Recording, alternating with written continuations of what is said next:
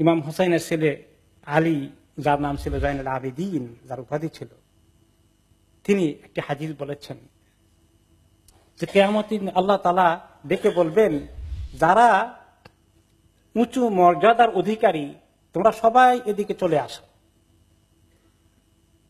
তোমরা সবাই জান্নাতে যাওয়ার জন্য এদিকে আসো। বেশ কিছু লোক উঠে আসবেন এবং তাদেরকে ফেরেশতারা বলবেন বা আল্লাহর পক্ষ থেকে বলা হবে, তোমরা জান্নাতের দিকে চলে যাও। জান্নাতের দিকে যাচ্ছেন ওনারা, হিসাব নিকাশ ছাড়াই জান্নাতে চলে যাচ্ছেন। ফেরেশতারা বলবেন, কোন দিকে রওনা হয়ে গেলেন সবাই, হিসাব নিকাশ তো এখনো হয়নি। তারা বললেন, জান্নাতে যাব। হিসাবের আগেই জান্নাতে যাবেন কেমনে? হ্যাঁ, আমরা অবশ্যই হিসাবের আগে জান্নাতে যাব।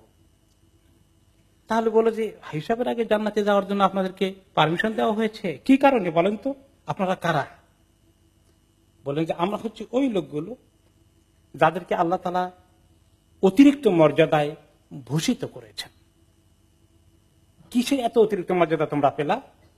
যে আমাদের প্রতি কেউ যদি মূর্খর মতো আচরণ করে, উল্টা পাল্টা বকাবকি, অন্যায় কথা বলে, তর্ক করে, ঝগড়া করতে চায়, আমরা সেটাকে সবরের সাথে মেনে নিয়েছি, তাদেরকে পাল্টা গালিগালাজ কিচ্ছু করিনি। যখন আমাদের প্রতি এরকম ব্যবহার করতে গিয়ে জুলুম করেছে, আমরা শুধু সবর করেছি। দুর্ব্যবহার করেছে, মাফ করে দিয়েছি। এই কথা শুনে ফেরেশতারা বলবেন, তাই তো, যাও, তোমাদের কত সুন্দর পুরস্কার আল্লাহ তাআলা দিয়েছেন। আসুন তাহলে আমরা ঝগড়া ফাসাদ বন্ধ করতে পারি কিনা।